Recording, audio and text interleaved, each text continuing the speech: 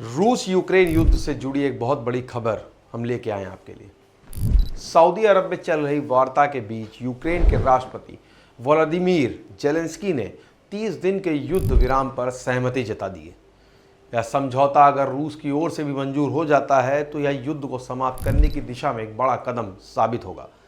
आइए जानते हैं इस पूरी खबर को विस्तार से। नमस्कार, स्वागत है आपका हमारे चैनल संवाद लाइव पर। मैं हूं जितेश अवस्थी। सऊदी अरब के जेद्दा शहर में रूस यूक्रेन युद्ध को लेकर हाल ही में एक महत्वपूर्ण वार्ता हुई।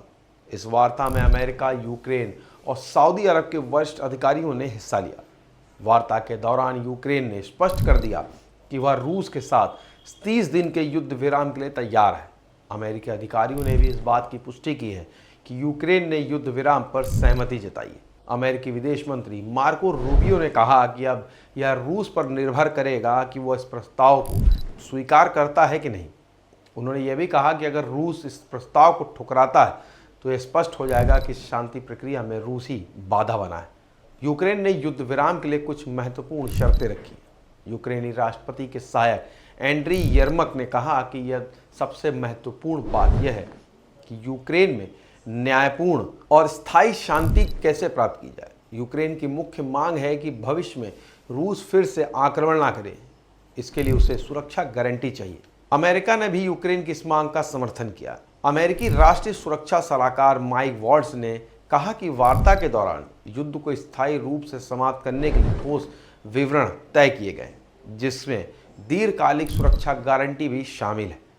अमेरिका ने यूक्रेन को सैन्य सहायता और खुफिया जानकारी साझा करना फिर से शुरू कर दिया। यह कदम यूक्रेन को रूस के खिलाफ मजबूत स्थिति में लाने के लिए उठाया गया है। ट्रंप प्रशासन ने पिछले सप्ताह यूक्रेनी राष्ट्रपति जेलेंस्की पर दबाव डाला था कि वह रूस के साथ युद्ध को समाप्त करने के लिए वार्ता में शामिल हो। अब जेलेंस्की की ओर से युद्ध विराम पर सहमति जताए जाने के बाद अमेरिका को इसमें सफलता मिलती दिखाई दे रही है। अमेरिका ने यह भी स्पष्ट किया कि वह रूस के सामने युद्ध विराम का प्रस्ताव रखेगा। अगर रूस इस प्रस्ताव को ठुकराता है तो अमेरिका और यूक्रेन के पास यह साबित करने का मौका होगा कि रूस ही शांति प्रक्रिया में बाधा बना है।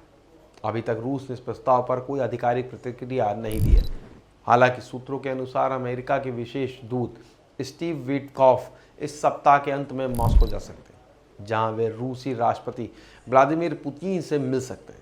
इस बैठक में युद्ध विराम के प्रस्ताव पर चर्चा होने की उम्मीद है। रूस ने हाल ही में यूक्रेन पर एक बड़ा हमला किया था, जिसमें 300 से अधिक यूक्रेनी ड्रोन मार गिराए गए थे। इसके बावजूद यूक्रेन ने युद्ध विराम पर सहमति जताई, जो एक सकारात्मक संकेत है।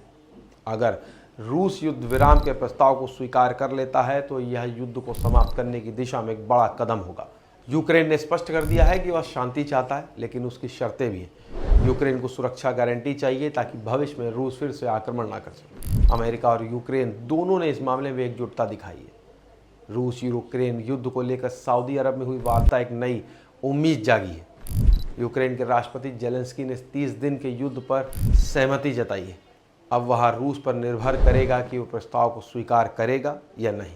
तो आपको यह जानकारी कैसी लगी, हमें कमेंट बॉक्स में ज़रूर बताएं। आपको ये वीडियो पसंद आया हो तो इसे लाइक करें, शेयर करें और चैनल को सब्सक्राइब नहीं किया हो तो आज ही करें।